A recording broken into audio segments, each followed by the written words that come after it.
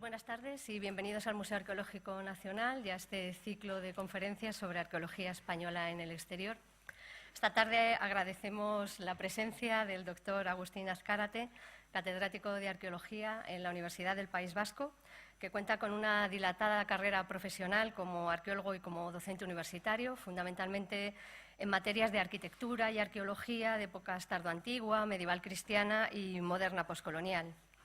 En la actualidad es director del Grupo de Investigación en Patrimonio Construido, Grupo de Investigación de Excelencia del Sistema Universitario Vasco, así como consejero en el Consejo Asesor de Arqueología y Arquitectura del Gobierno Vasco y en el Consejo Ejecutivo de Innovación Social de Innovasque. Asimismo, desde 2012 es miembro de número de la Academia de las Ciencias, las Artes y las Letras Vascas. Además de fundador de la revista Arqueología de la Arquitectura, coeditada por el CSIC y por la Universidad del País Vasco, forma parte de los consejos de redacción de prestigiosas revistas científicas y es autor de más de 300 publicaciones sobre arqueología, monografías, informes y artículos, todos ellos centrados especialmente en cuestiones del mundo funerario, urbanismo, del patrimonio edificado y de las técnicas constructivas, tanto tardoantiguas y medievales en el País Vasco como coloniales en América Latina. Su tarea investigadora ha sido reconocida con numerosos premios nacionales e internacionales, como el Premio Ciudad, Urbanismo y Ecología del Colegio Oficial de Arquitectos Vasco-Navarro o la Medalla de Oro de la ciudad de Vitoria, que le fue concedida en 2005.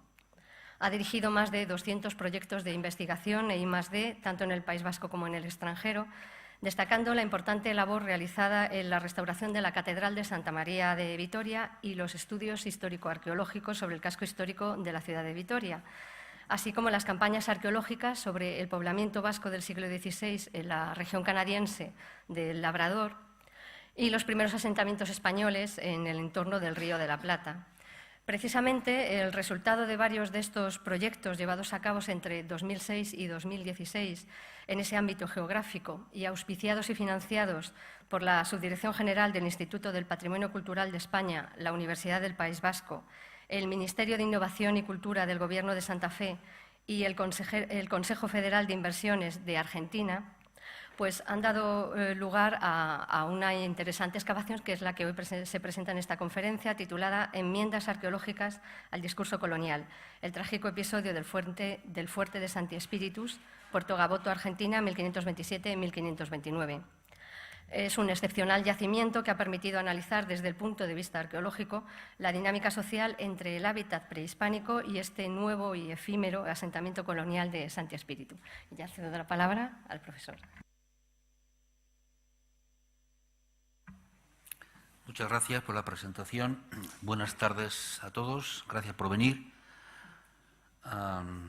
Y gracias también al Museo Arqueológico Nacional por la invitación. Y bueno, voy a dar inicio a mi intervención.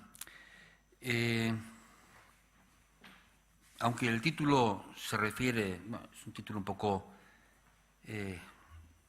tenía una intención de provocar, aunque luego hablaré más en plan descriptivo que no en un contexto teórico postcolonial. Voy a comenzar diciendo que yo hablo en nombre de un grupo numeroso que me ha tocado dirigir estos últimos años. Yo dirijo el Grupo de Investigación de Patrimonio Construido, como se ha dicho, es un grupo... hoy en día esto de la interdisciplinaridad, pues... en fin, está bien recibido en el lenguaje políticamente correcto, pero hace 20, 25 años no lo era tanto. Si se fijan ustedes en la imagen, verán que en mi grupo de investigación los arqueólogos somos minoría. Hay historiadores del arte, hay arquitectos, hay economistas, hay antropólogos, hay ingenieros, hay gente que trabaja en informática. Es decir, es gente que cree de verdad en la interdisciplinariedad, incluso en la transdisciplinariedad, y la practica, y la viene practicando desde hace 20 años. Nuestra herramienta conceptual fundamental es lo que se conoce como cadena de valor del patrimonio, que entiende que el patrimonio, frecuentemente y por desgracia, abordado y trabajado de una manera excesivamente sectorial, los arqueólogos hacen lo suyo, los arquitectos lo suyo, cada uno por su cuenta, en fin, pues entendemos que forma parte de una cadena, una serie de eslabones que están interrelacionados entre sí, y que comienza con la identificación de algo como patrimonio, por parte de la sociedad, que cree que merece tal condición, su documentación, su registro, su significación. Obviamente hay que explicar por qué eso es importante. En caso de que estuviera en condiciones deficientes o no, su conservación, su restauración, luego su socialización, luego finalmente su impacto económico, social, sociológico. Es decir, una manera integral de entender el patrimonio. Llevamos trabajando, como digo, 20 años en torno a esta herramienta conceptual que yo creo que es la que en el futuro debería de ser mayoritaria y generalizada. Hablo, por tanto, en nombre del grupo de investigación y también de la cátedra UNESCO, que también me toca dirigir, una cátedra de la Universidad del País Vasco, titulada o que lleva el nombre de Paisajes Culturales y Patrimonio, y que está orientada básicamente a trabajar en América, tanto del norte como del sur. Bueno, hoy aquí se ven en la imagen algunos de los proyectos que tanto la cátedra como el grupo de investigación tenemos en el exterior. Hoy nos centramos en la zona americana. El grupo trabaja tanto en América del Norte como en América del Sur, y hay un personaje, bueno, un apellido que de alguna manera hace de eslabón entre los proyectos del norte y del sur, que son los Gaboto. Hace años que nuestro grupo trabajó excavando en el Labrador y básicamente en Labrador, los testimonios de las pesquerías, bueno, los hornos de fundición que los balleneros vascos construyeron para fundir la grasa de ballena, llenar sus barricas, había carpinterías, cargar los galeones y regresar a España. Seguimos con esta idea y con estos proyectos en relación con los canadienses, pero hoy me toca hablar de América del Sur. Y en América del Sur hay también varios proyectos en Perú y en Argentina en concreto 2, en el Río de la Plata. Bueno, aquí tienen una imagen, a modo únicamente de presentación, de una campaña que hicimos ya cuando éramos más jóvenes y más atrevidos, en una zona bastante inhóspita y fría. Ahí pueden ver ustedes los restos de los hornos de fundición de las baterías. Y en el sur de América, en Argentina, tenemos 2 proyectos, uno en Buenos Aires y otro en Puerto Gaboto, que es del que voy a hablar hoy. Voy a hacer una referencia muy breve al primero de ellos, a la Fundación de Buenos Aires. Este es un proyecto reciente, llevamos muy poquito tiempo, 2 años, pero bien interesante. Los argentinos, la historiografía argentina y sobre todo la porteña, tiene como uno de sus temas no resueltos dónde pudo estar la primera de las 2 fundaciones de Buenos Aires. No se sabe exactamente. Hay un importante arquitecto y arqueólogo argentino, el doctor Shavelson, que lleva varias décadas en el intento, y muy recientemente conveniamos con su equipo del CAU, del Centro de Arqueología Urbana de Buenos Aires, con la universidad, con la UMSA, la Universidad del Museo Social Argentino, y nuestra universidad, un convenio para reforzar esos intentos que él venía haciendo en torno a la ubicación y al estudio de la primera de las fundaciones de Buenos Aires. No voy a hablar de ello ahora, porque no es el caso, pero sí haré una brevísima, un par de minutos, un resumen de lo que estamos haciendo. Obviamente es un reto impresionante. Buenos Aires, como saben ustedes, es una enorme ciudad y es complicadísimo, una ciudad además con una densidad urbana impresionante. Y bueno, pues los loables intentos del doctor Shavelson, pues hasta el momento no han tenido la fortuna de dar con el asentamiento, el primer asentamiento, el asentamiento de Mendoza, el primer asentamiento español. Fíjense, ya en la década de los 80, finales hasta el 2005, se investigaron distintos lugares que la historiografía tradicional argentina consideraba como susceptibles de acoger el primero de los asentamientos, con resultados negativos. Entre el 2006 y 2012, pues, el equipo de Shavelson, pues, en un increíble esfuerzo de estudio sistemático, en la medida que se pueda ser sistemático en una ciudad como Buenos Aires, pues siguieron investigando, también con resultados negativos, y, como digo, en el año 2003 se firmó un convenio entre el CAU, la UMSA y la Universidad del País Vasco, con resultados. Con unos resultados que, en fin, no son los que imaginábamos, pero no por eso son menos importantes. Hay un arqueólogo argentino, el doctor Ulises Camino, que hizo una tesis doctoral que revisaba algunos estudios de las primeras décadas del pasado siglo, de Rusconi, que hacían referencia a un lugar donde habían aparecido restos de poblaciones originarias junto con aparentemente restos arqueológicos europeos de primera época del siglo XVI.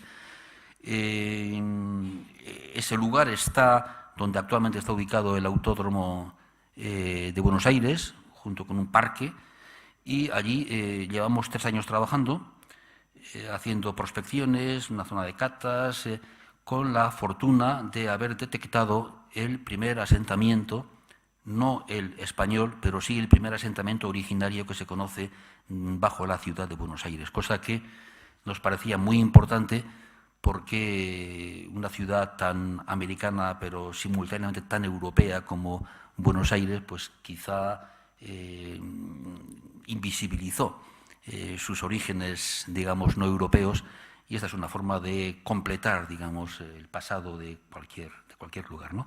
Es un proyecto que nos hace mucha ilusión, ha tenido mucha repercusión en la prensa. Tenía aquí algunas, pero no lo voy a decir, sobre todo porque esto se va a grabar y se va a emitir, pero en la prensa ya saben ustedes que hoy en día resulta más interesante a veces los comentarios de los lectores que los propios comentarios del periodista. Y bueno, pues cuando se dio noticia de que habían aparecido los primeros pueblos originarios en Buenos Aires, con vascos por medio y demás, hubo comentarios jugosísimos que pueden ustedes consultar, pero que ahora no me atrevo a reproducir. Bien, dicho lo cual, paso al objeto de esta conferencia, que es explicarles qué estamos haciendo en Puerto Gaboto. Las investigaciones arqueológicas efectuadas entre el año 2006 y 2016 en la localidad de Puerto Gaboto han permitido descubrir el emplazamiento exacto del fuerte de Santi Spíritus, un fuerte que se conoce bien por la documentación escrita, considerado primer asentamiento europeo en territorio argentino. Como se ha dicho en la presentación, y es cierto, es un yacimiento excepcional por su significado histórico para Argentina, por ejemplo, pero sobre todo porque nos ha permitido, sorprendentemente, dar con un asentamiento precolonial, el propio colonial y el poscolonial en el mismo lugar. Y eso da, obviamente, unas posibilidades interpretativas más que interesantes. El fuerte de Santi Spíritu fue construido en un emplazamiento que se ubica dentro del actual ejido urbano de Puerto Gaboto, de la localidad de Puerto Gaboto, lo pueden ver ustedes en la imagen abajo, provincia de Santa Fe, en un sector elevado de la planicie pampeana sobre el valle aluvial del río Carcarañá, cercano a su desembocadura en el Coronda. Pueden ver ustedes allá el Carcarañá, bajo a la derecha, el río Coronda, en el punto rojo es el lugar preciso, la localización precisa del emplazamiento del fuerte Santi Spíritu. Lugar, como digo, desde donde se accede a todo el corredor fluvial del Paraná al fondo, inmenso, como puede verse en la imagen. La verdad es que los paisajes son absolutamente espectaculares, uno se siente empequeñecido ante las dimensiones, ante la escala de lo americano, ¿no? Sobre todo cuando uno proviene de Europa. Estamos, por lo tanto, ante un emplazamiento que controla un importante nudo de comunicación de alto valor estratégico. No en vano, las vías fluviales constituían las principales rutas de comunicación tanto entre los pueblos originarios como entre los que llegaron después, los europeos. Vamos a explicar muy brevemente un par de cosas sobre el protagonista, Gaboto, luego sobre el contexto histórico y pasaremos a explicar más en detalle estrictamente el proyecto. Gaboto, como es conocido, fue un navegante, cartógrafo veneciano, conocido de familia veneciana, conocido por sus expediciones al servicio de la corona británica y española, tanto en América del Norte como del Sur. Fue nombrado por Fernando Católico piloto mayor de la Casa de Contratación de Sevilla. A la muerte del monarca, su sucesor, el emperador Carlos, le mantiene en el servicio y le encomienda en el año 1525 la preparación de una expedición famosa e importante, que es la que hoy comentaremos.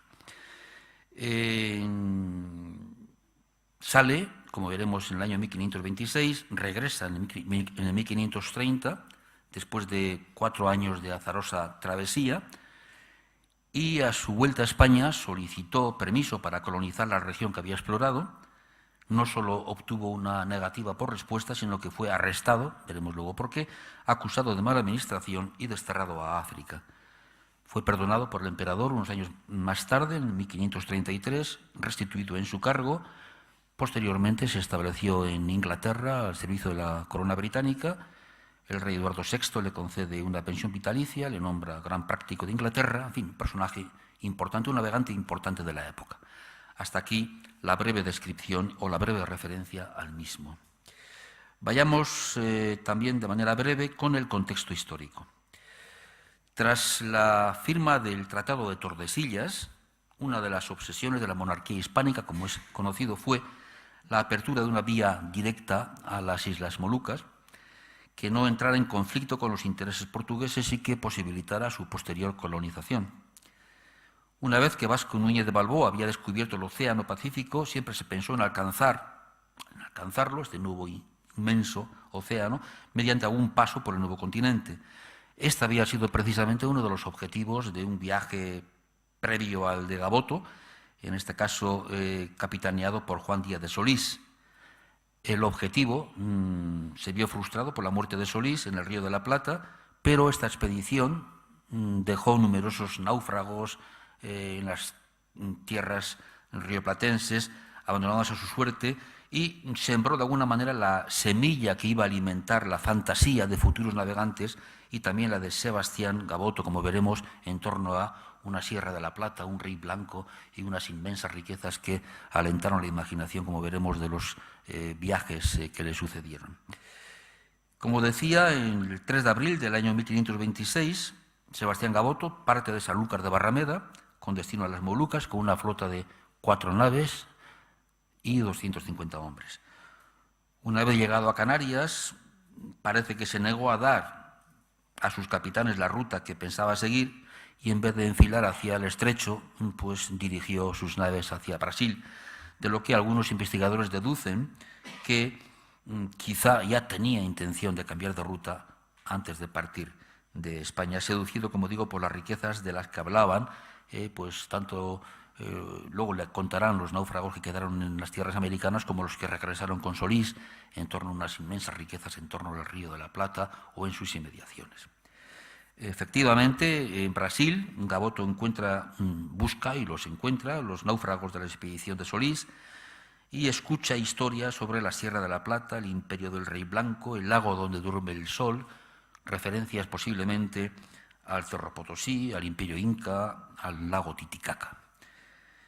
Todas estas circunstancias llevaron a Gaboto a ignorar la decisión tomada y a los compromisos adquiridos y contraídos con la corona y los armadores, y decide internarse en el Río de la Plata para buscar las riquezas de las que tanto había estado oyendo hablar.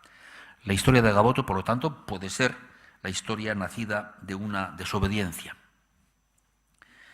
Internándose en el Río de la Plata, en las inmediaciones del actual Carmelo, Uruguay, va a encontrarse con Francisco del Puerto. Este es un grumete que, en fin, quedó abandonado en el viaje de Solís. Había vivido 10 años con los lugareños, había aprendido su idioma, conocía la geografía y efectivamente le confirma que eso que él había escuchado sobre estas riquezas eran ciertas.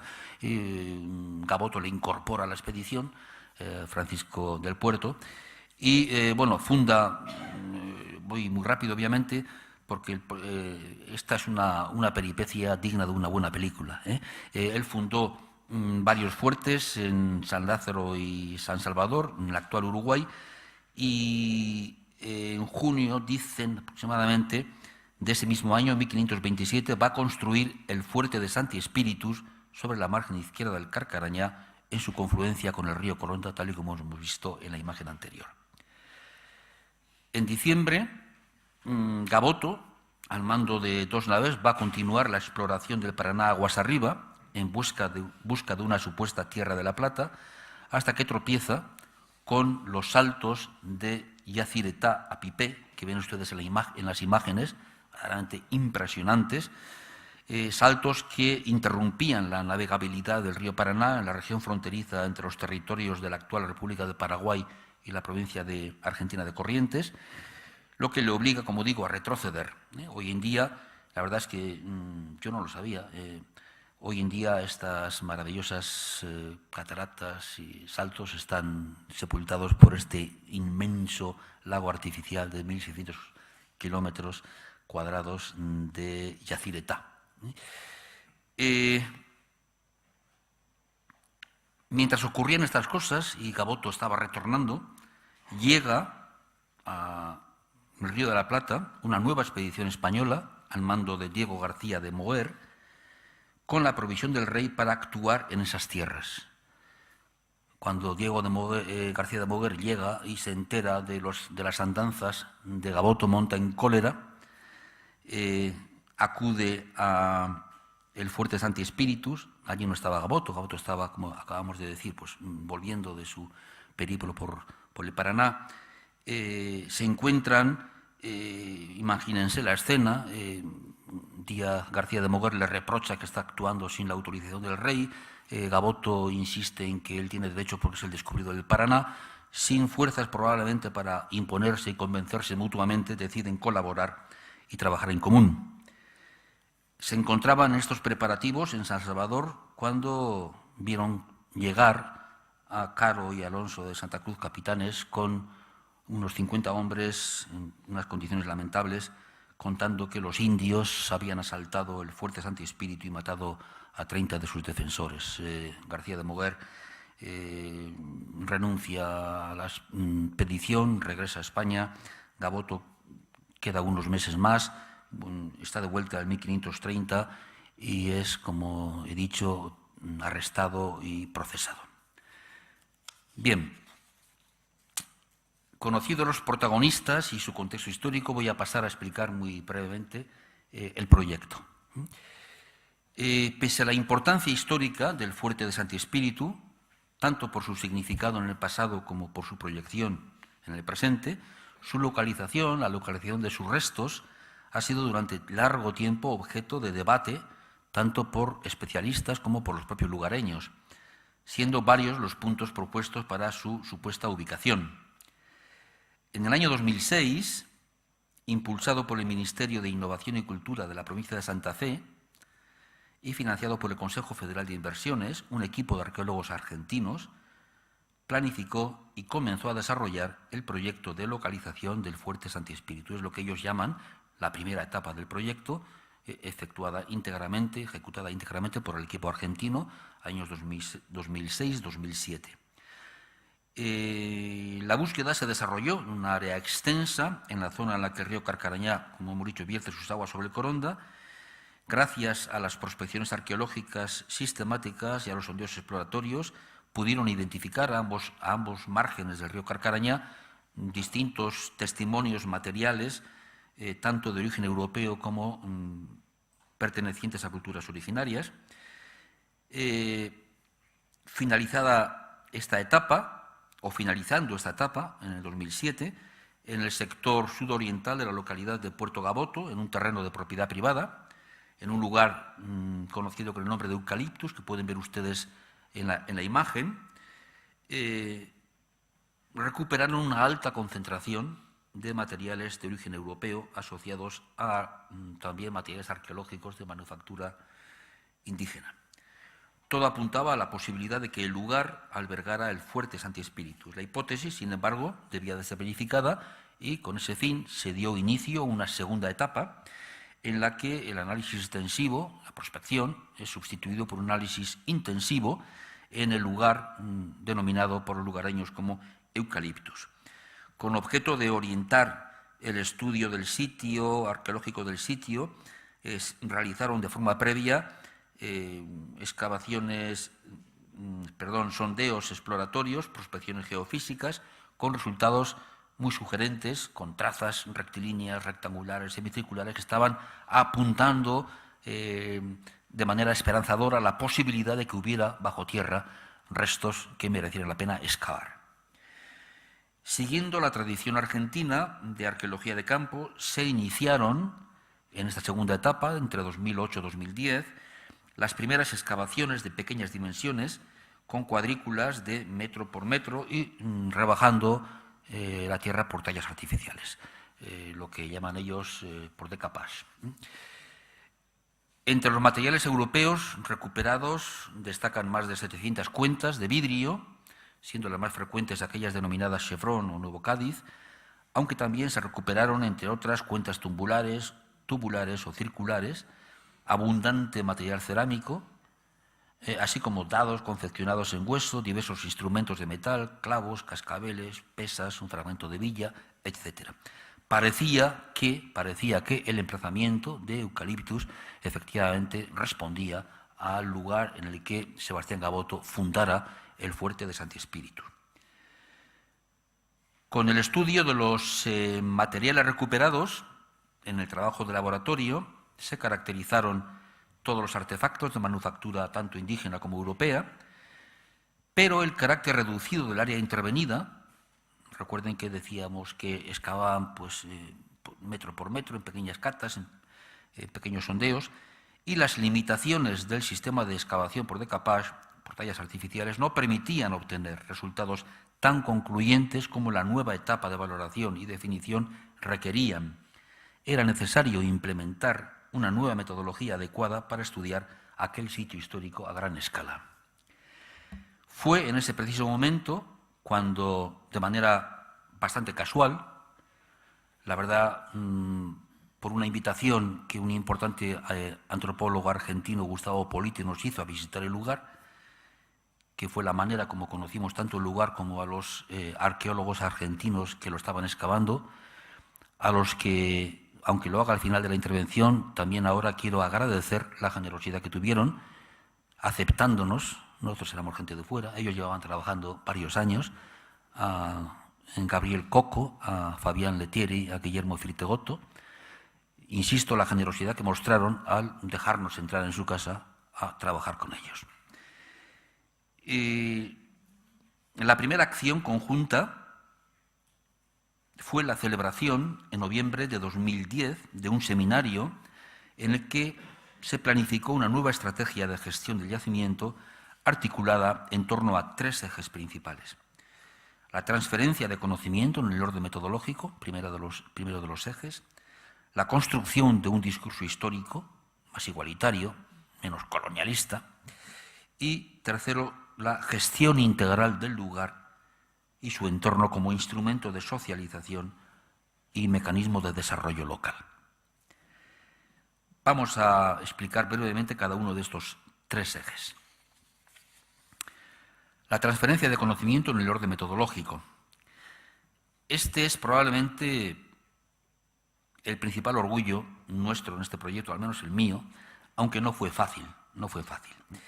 Las distintas trayectorias que han seguido la arqueología histórica española y la argentina se traducen, entre otras cosas, en marcadas diferencias metodológicas de campo incompatibles entre sí. El sistema de excavación desarrollado previamente en el yacimiento planteaba problemas a la hora de investigar la materialidad del fuerte por su tendencia a valorar pequeños espacios de forma intensiva y vertical. La colaboración de los investigadores de nuestro grupo de investigación, del GEPAC, consistió en dialogar con ellos, trabajar con ellos y convencerles para que aplicaran nuestra propia experiencia en otros lugares, fundada en los planteamientos que la arqueología europea ha consolidado durante la segunda mitad del siglo XX a través de las aplicaciones de gente como Edward Harris o Andrea Carandini, por ejemplo. Todo ello con intención de dar un impulso y un mayor dinamismo al proyecto de investigación en este lugar. Durante la ejecución de este proyecto hemos tenido ocasión de cotejar, no de confrontar, 2 metodologías distintas. Por una parte, por parte argentina, una estrategia de cuadrículas, un procedimiento de excavación por decapage y una documentación articulada en torno a los niveles artificiales, y por la otra parte, por la nuestra, una estrategia de excavación en extensión, un procedimiento de excavación por unidades estratigráficas y una documentación analítica mediante fichas de registro estandarizadas. El proceso de contraste metodológico arrancó como he dicho ya con este seminario, y si bien en todo momento se pretendió respetar tanto la opción de ellos como la nuestra y excavar de una manera en la que todos nos sintiéramos representados, finalmente, de común acuerdo entre ambos equipos, se decidió acordar excavar en extensión y seguir un procedimiento estratigráfico y un sistema de registro estandarizado. He dicho que no fue fácil. No es fácil que unas personas acostumbradas a trabajar durante años de una manera acepten el intentar cambiar radicalmente esa manera de proceder y adaptarse a otra distinta.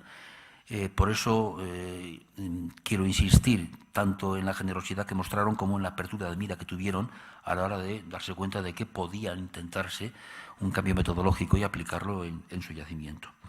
Esta experiencia, como digo, basada en el diálogo metodológico y desarrollada mediante un proceso de contraste crítico, no es habitual en la arqueología, y menos aún cuando los sistemas de excavación son los que están en juego. Creemos que la posibilidad que nos ha brindado el proyecto de Santi Spíritu, en términos metodológicos, es un aspecto que, al margen de la importancia del propio yacimiento, da un valor añadido a esta iniciativa conjunta.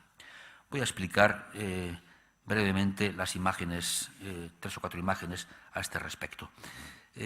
Bien, los primeros problemas surgieron, para sorpresa nuestra, en la resistencia al uso de determinados instrumentos. No aceptaban, si se fijan ustedes, los picos son absolutamente nuevos, era la primera que se utiliza, los tuvimos que comprar. Había resistencia incluso para hacer fotografías en la que aparecieran nuestros instrumentos tan burdos, tan impropios de un arqueólogo, según piensan algunos, e imagínense la resistencia a meter máquinas excavadoras. Creo que nunca se hizo en Argentina por lo menos una excavación de investigación, obviamente para retirar, una vez que ya conocíamos la estratigrafía del lugar, para retirar, digamos, los niveles superficiales y poder avanzar en tiempo, rentabilizar el esfuerzo y el tiempo de todos. Tampoco es fácil adaptarse a nuevos parámetros espaciales. Trabajar en pequeñas catas de metro por metro, o en pequeñas catas de metro por 2 metros, por 3 metros, o trabajar en extensión, pues plantea problemas muy complejos. Fue francamente una experiencia sumamente gratificante por parte de todos. Y bueno, aquí en esta imagen se ve, por ejemplo, este pequeño rectángulo es un rectángulo que se excavó en las fases exploratorias previas, era una pequeña cata que coincidió fatalmente sobre el muro de tapial del fuerte y no se dieron cuenta, pero ni yo me hubiera dado cuenta trabajando con esa metodología. O esta otra cata que se ve aquí, lo mismo, estaban excavando en el foso del fuerte, pero no hubo manera de apercibirse de que esto era así. Y otro tanto ocurre con el sistema de registro. En el sistema de registro, pues incorporamos los modelos de ficha que ven a la izquierda, los listados de unidades estratigráficas que ven en el centro, y todo ello se incorporó a una nueva base de datos, a un nuevo GIS del yacimiento. Es decir, fue una revolución metodológica, digamos, en toda regla. En toda regla. Una revolución metodológica que los propios argentinos han sabido asumir y difundir. En la imagen tenemos a Gabriel Coco, uno de los principales investigadores argentinos, explicando, si pudieran ustedes leer lo que se ve en la imagen del fondo de su propia diapositiva, explica cómo se confrontaron dos metodologías, cómo se aceptó la metodología de excavación en lupenaria y con el sistema que les planteábamos nosotros. Los resultados fueron espectaculares. Fueron espectaculares, como veremos en la última parte de esta intervención mía. Vayamos, por tanto, con los resultados históricos. Al margen de estas cuestiones metodológicas que he explicado de manera muy rápida, el sitio Eucaliptus se ha revelado como un yacimiento estratégico en el conocimiento del pasado de la cuenca del Río de la Plata. Quizá el resultado más sorprendente y relevante fue la constatación de que Sebastián Gaboto no fundó Santi Spíritus sobre un espacio natural y despoblado, como dan a entender las fuentes escritas, sino sobre un asentamiento indígena que desde al menos un siglo venía controlando un importante nudo de comunicación de alto valor estratégico. Resulta asimismo importante constatar que el nuevo asentamiento europeo conllevó la destrucción del poblado indígena. Bueno, esto es frecuente. Quienes hemos trabajado en el mundo tardoantiguo y sobre todo en el alto medieval, sabemos cuando del sur de la península se llega al norte siempre encuentran tierras vacías, sin pobladores. Pobladores los hubo. Lo que pasa es que es más fácil imponerse sobre un discurso en el que no hay pobladores previos. Las fuentes no hacen referencia a que Gaboto construyera su fuerte sobre ningún asentamiento. Y lo hizo destruyendo un asentamiento estable, previo, que lleva un siglo al menos, controlando esa zona, digamos, de confluencia fluvial tan estratégica. Hay que desconfiar en este sentido de los documentos de los propios colonizadores.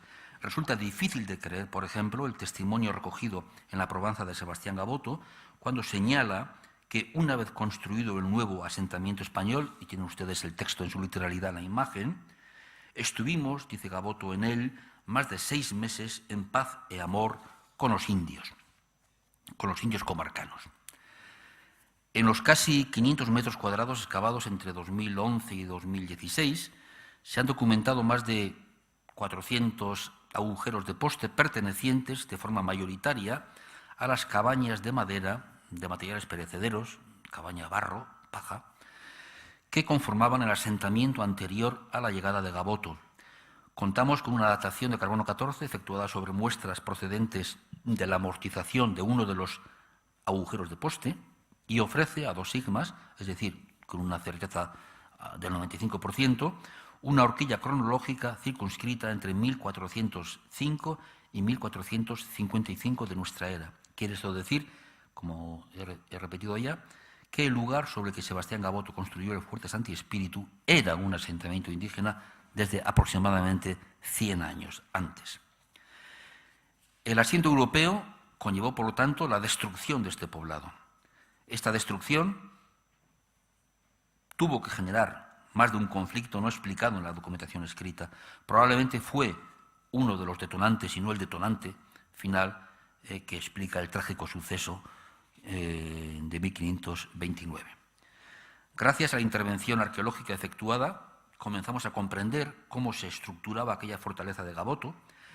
El registro arqueológico ha permitido documentar la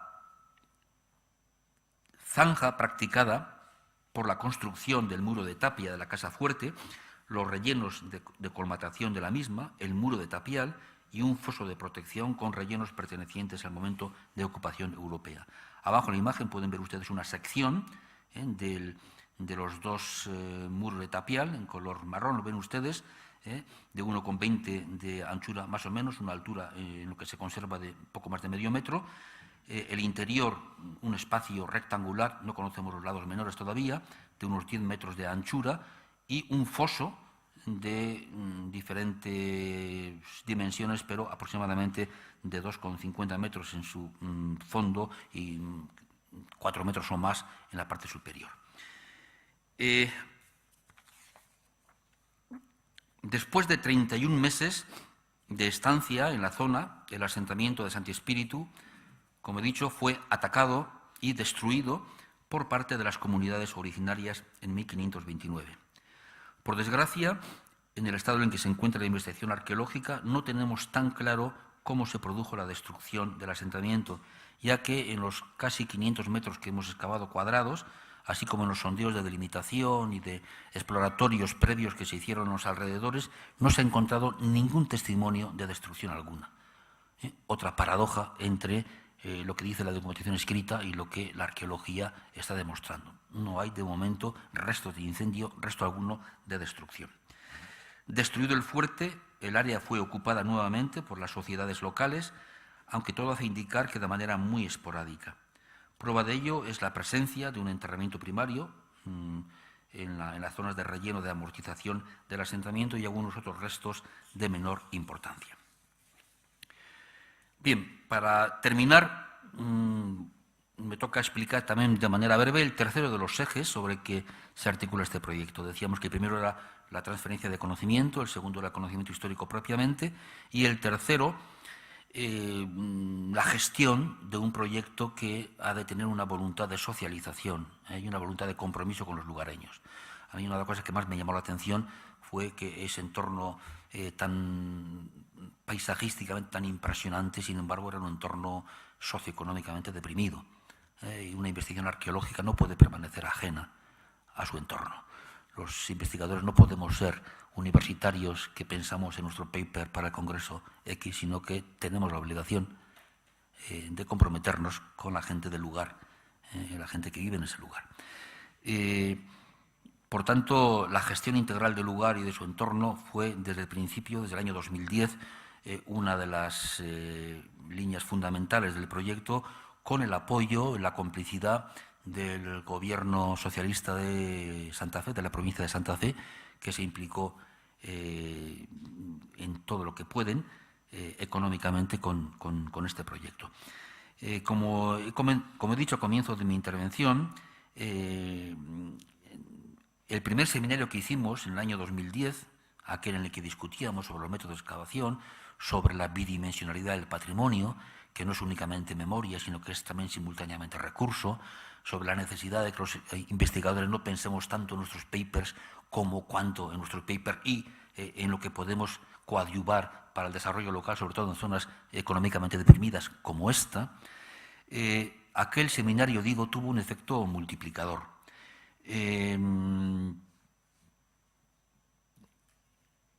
Nos han invitado estos años y hemos impartido diversos seminarios, todos metodológicos, tanto en Rosario como en Santa Fe, como en Buenos Aires, sobre metodología arqueológica, bajo y sobre cota cero. Otra de las posibilidades de esta dinámica fue la posibilidad de explicar también que los arqueólogos no somos gente que estamos trabajando bajo cota cero, que hay arqueología sobre cota cero. La arqueología básicamente es estratigrafía, y si hay estratigrafía en un lugar es en el patrimonio construido, un patrimonio que muchas veces dejamos en manos de gente con otros criterios, en los arqueólogos, y así nos va en las ciudades, con la desaparición, en fin, feroz, increíble, de nuestro patrimonio construido. Bien, estos seminarios metodológicos que hemos impartido estos 4 últimos años en diferentes ciudades argentinas han servido para reflexionar no solamente sobre la necesidad de renovar la metodología de excavación bajo cota cero, sino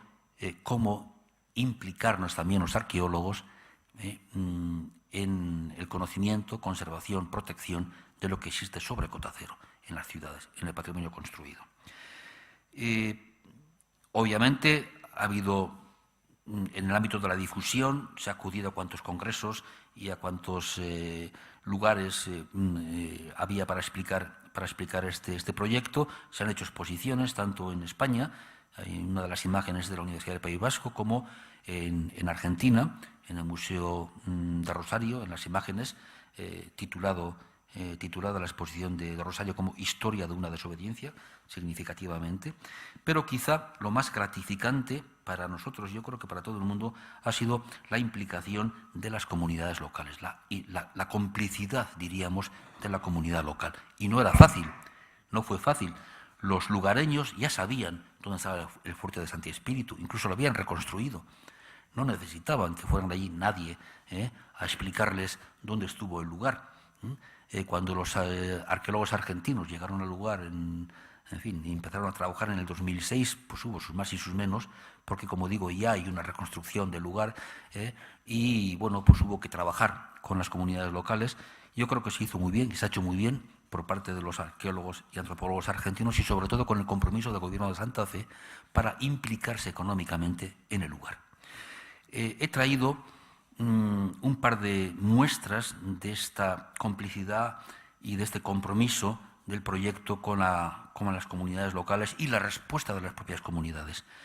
Esta es una carta que los alumnos de cuarto y de quinto año del Colegio Padre Juan León de On, de Puerto Gaboto, escriben a la ministra de Innovación y Cultura de la provincia de Santa Fe. Le dicen: estimada Chiqui González, somos un grupo de estudiantes de cuarto y de quinto año de la escuela secundaria orientada particular incorporada número tal y tal de la localidad de Puerto Gaboto, interesados en nuestra historia y en el futuro de nuestro pueblo. Durante el transcurso del año participamos del taller Vivir en el Fuerte, cuyo objetivo fue la puesta en valor del Fuerte de Santi Espíritu a partir del encuentro entre el conocimiento científico y el conocimiento de la comunidad de Puerto Gaboto. A partir de esta experiencia y dado que nuestra identidad depende en gran medida de lo que seamos capaces de hacer con nuestro pasado, le solicitamos a usted que desde su ministerio se lleven adelante las acciones necesarias para contar en nuestra localidad con un espacio destinado a la recuperación de nuestra historia, memoria e identidad. Asimismo, le solicitamos las acciones necesarias para la preservación, conservación y puesta en valor del sitio arqueológico Fuerte Santi Espíritu. Entendemos que estas propuestas serán un gran aporte al desarrollo cultural, social y económico de nuestro pueblo. Manifestamos nuestro apoyo y colaboración para las acciones que se tomen para tales iniciativas. Anexamos a esta nota un proyecto elaborado por nosotros con el apoyo de nuestros docentes, Juan Pablo Merani y Andrea Gómez. Y finalmente, adjuntamos las firmas de vecinos que se suman a esta iniciativa. Desde ya, muchas gracias. Atentamente, firman los alumnos y 800 vecinos. La verdad es que fue emotivo. El Gobierno de Santa Fe reaccionó positivamente a esta propuesta. Se ha hecho con el predio, que estaba en manos privadas. Ha habido un proceso, digamos, jurídico complejo que se ha llevado adelante con la idea de crear un museo que ya está en marcha. Eran unos edificios que estaban en el predio y que están siendo en este momento restaurados para un futuro museo del lugar.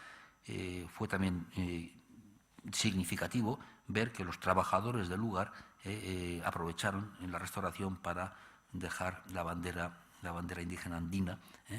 Muestra un poco de esa necesaria simbiosis entre culturas, ¿no? Y termino con esta imagen, antes de pasar a los agradecimientos, con otro texto que también procede de los lugareños y que dice: en el caso de nuestro museo, la necesidad concreta es la de un espacio en donde tratar de reflejar la historia local y regional, nuestra historia, la que existe desde el histórico Fuerte Santi Espíritu, abordándola en forma integral, profunda y conscientemente, con una mirada crítica y abierta que contribuya al diálogo y a la pluralidad, sin dejar de lado los hechos particulares, las historias de vida, las necesidades individuales, para así rescatar, replantear y construir nuestra propia identidad, en donde poder reconocernos y sentirnos parte de la misma. Finalmente, quiero terminar agradeciendo al Ministerio de Educación y Cultura y Deporte, al Ministerio de Innovación y Cultura del Gobierno de Santa Fe, al Consejo Federal de Inversiones de Argentina y especialmente a las siguientes personas: a Pedro Cantini, secretario de Industrias Culturales del Gobierno de Santa Fe, a Luciano Rey, del Ministerio de Innovación y Cultura, a Gabriel Coco, a Guillermo Citegoto y a Fabián Letieri. Y a todos ustedes por aguantarme este rato de exposición. Gracias.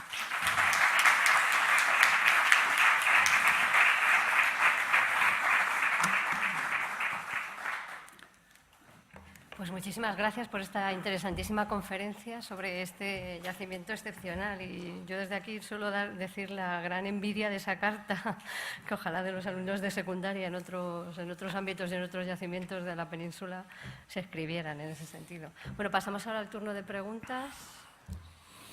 Si hay alguien que quiera preguntar alguna cuestión.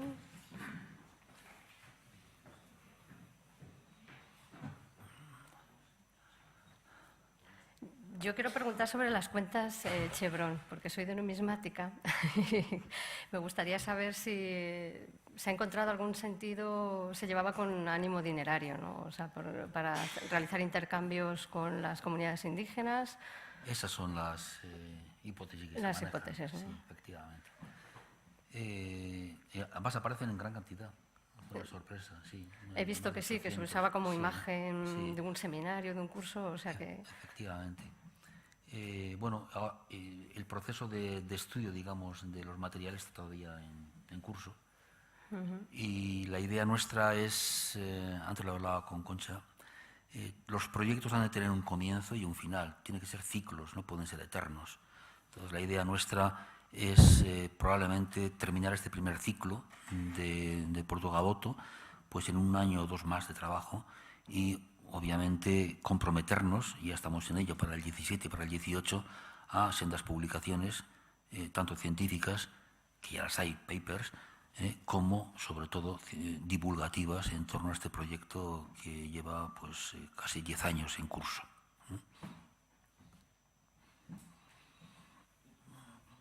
Sí. Sí.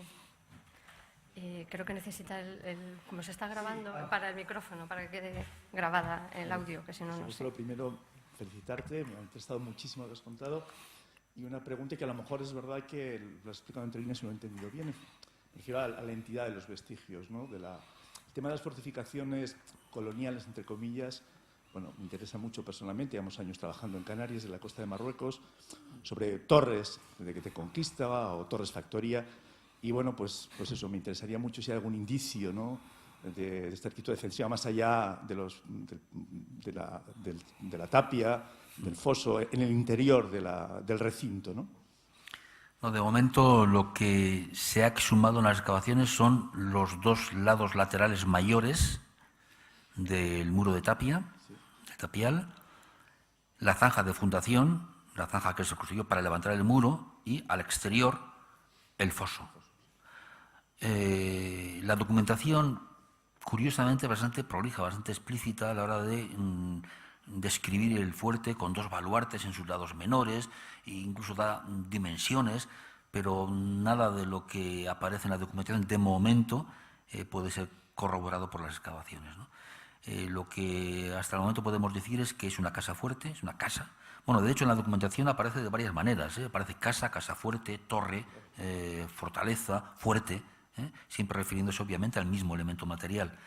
Lo que sabemos de momento es que es una estructura en lo que conocemos de unos 10 metros de anchura, con las dimensiones que hemos hecho referencia en cuanto a los muros, y una longitud en torno a los 30-40 metros. El objetivo de la campaña de 2017 va a ser dar con uno de los lados, porque el otro probablemente ya ha desaparecido, por unas construcciones contemporáneas sobre ese lugar. Pero poco más se puede decir. Gracias.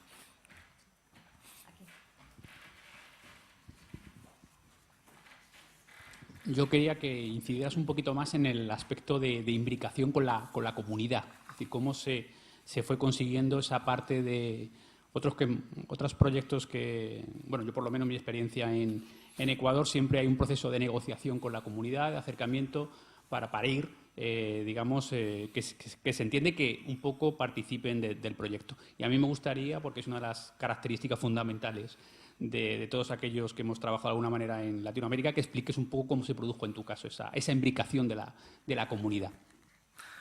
Pues partiendo de un momento inicial que nosotros no conocimos, porque nosotros nos incorporamos en el 2010 y el equipo argentino lleva trabajando desde el 2006. Yo creo que ha sido mérito suyo, primero porque para vencer esa resistencia o esa desconfianza inicial hubo un proceso de explicación de lo que se estaba haciendo, y quizá para mí la clave fue la incorporación de lo que se estaba haciendo a los programas escolares. Se implicó a los niños y adolescentes con programas como Vive, el Fuerte de Santi Espíritu. Todo eso está en los informes y algunos de ellos están publicados, y fue una experiencia verdaderamente fantástica. La implicación y la complicidad de los niños y adolescentes arrastra a los padres, y a los padres se consigue pues ese acuerdo casi mayoritario por parte de los pobladores del lugar para apoyar Y luego también hay que decir que en este caso concreto no siempre las autoridades son muy sensibles a estas cosas. Siempre, legítimamente, quienes gestionan la cosa pública suelen tener prioridades, obviamente tienen que elegir, y no siempre se elige la cultura entre las prioridades, ¿no? Y uno pues muchas veces no puede decir nada, sobre todo cuando ve que los recursos son limitados, ¿no?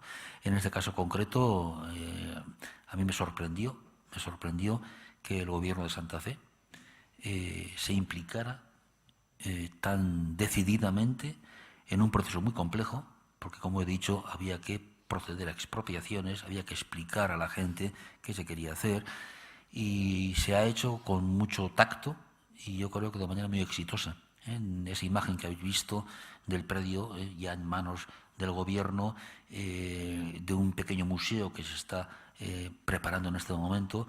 Y bueno, luego otra de las ideas importantes es hacer entender a la gente que esto del patrimonio arqueológico no puede ser un objeto, digamos, no se puede mirar desde el ojo de una cerradura.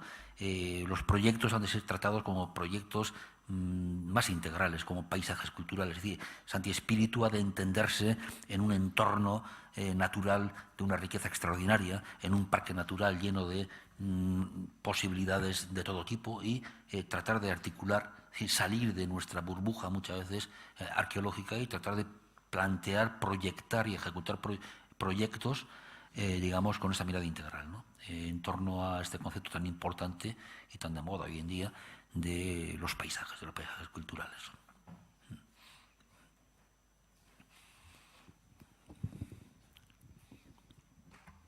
No hay ninguna intervención más, ninguna pregunta. Pues agradecerle al doctor Agustín Azcárate su presencia esta tarde en el Museo Arqueológico Nacional y muchísimas gracias por esta interesante conferencia. Gracias a todos.